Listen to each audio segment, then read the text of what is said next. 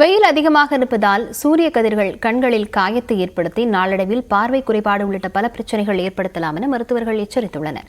எனவே கண்களை கவனமாக பார்த்துக் கொள்வது எப்படி என்பது குறித்து மருத்துவர் சௌந்தரி கூறும் அறிவுரைகளை தெரிந்து கொள்ளலாம்.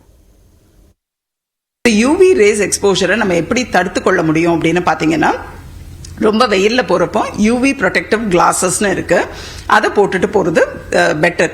ஏன்னா பிகாஸ் அந்த யூவி ரேஸ் அதை ஃபில்டர் பண்ணி நம்மளுக்கு கண்களுக்கு அனுப்புறதுனால கண்ணு வந்து முதல்ல கம்ஃபர்டபுளா நம்ம வந்து வெயில்ல போறப்போ பார்க்க முடியும். இல்லாட்டினா ரொம்ப வெயில் இருக்கப்போ நம்மளுக்கு அந்த கிளேர், அந்த கண்ணு கூச்சம் ரொம்ப ஜாஸ்தியா இருக்கும். ஸோ இப்போ இந்த யூவி ப்ரொடெக்டிவ் கிளாஸஸ் போட்டு பார்க்குறப்போ பார்க்கறது கம்ஃபர்டபுளா இருக்கும். அதனால யூவி ரேஸ்னால வரக்கூடிய நம்ம டிசீசஸையும் ப்ரிவென்ட் பண்ணிடலாம். ஸோ இதனால யூவி ரேஸ் போட்டுட்டு வெளியே போறது டெஃபினட்டா பெட்டர். அது மட்டும் இல்லாம நம்ம 24 hours இப்போ ஏசியில இருக்கிறோம், வெயில் தாங்க முடியல. ஸோ 24 hours ஏசியில இருக்கிறோம்.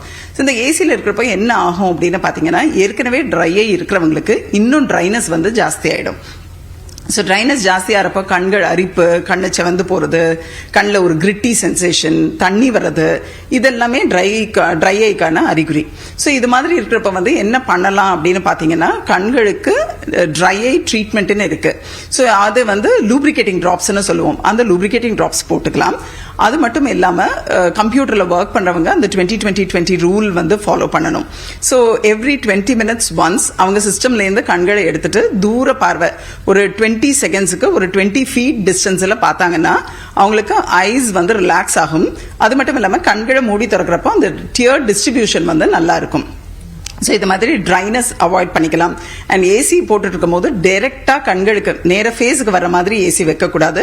It should be directing either up or down, ஃபேஸுக்கு நேர வர மாதிரி அவாய்ட் பண்ணணும். ஸோ இது மட்டும் இல்லாம நம்ம பாடியை வந்து ஹைட்ரேட்டடா வச்சுக்கணும். ஸோ ஹைட்ரேட்டட்னா என்ன, நிறைய தண்ணி குடிக்கிறது, இளநீர், அப்புறம் இது பழங்கள் எடுத்துக்கிறது, இதெல்லாம் வந்து நம்மளுக்கு பாடியை ஹைட்ரேட்டடா வச்சுக்கிறதுக்கு உதவும். ஸோ உங்களுக்கு நீங்க வெளியில போயிட்டு வந்தீங்கன்னா கண்கள் நல்லா தண்ணி போட்டு வாஷ் பண்ணணும். ஸோ முதல்ல சில பேருக்கு ட்ரைனஸ் ஓட இது வந்து அலர்ஜிக் ரியாக்ஷன்ஸ் கூட கொஞ்சம் ஜாஸ்தியா வரலாம். ஸோ இந்த அலர்ஜிக் ரியாக்ஷன் வரும்போது கண்கள் அரிப்பு இருக்கும், கண்ணு செவந்து போறதுக்கு வாய்ப்பு இருக்கு. அது வந்து குழந்தைங்களுக்கு ரொம்ப காமனா இருக்கும். ஸோ இது மாதிரி வெளியே போயிட்டு வரும்போது நல்லா ஃபேஸ் வாஷ் பண்ணிட்டு கண்களையும் நல்லா வாஷ் பண்றது நல்லது.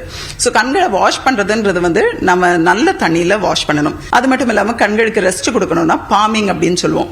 ஸோ கைகளை நல்லா தேய்ச்சிட்டு அதை வந்து கண்கள் மேல இப்படி வைக்கிறப்போ அது வந்து கண்களுக்கு சூதிங்கா இருக்கும். ஸோ நிறைய ப்ராப்ளம்ஸ் வரலாம் ஸ்மோக்கிங்னால. ஸோ அது வந்து நல்லதில்லை, அவாய்ட் பண்ணுங்க. சன்ஸ்கிரீன் போட்டுக்கிறதும் பெட்டர் தான். அண்ட் கண்களுக்கு நம்ம இது cooling classes, UV protective classes போட்டுக்கிறது பெட்டர்.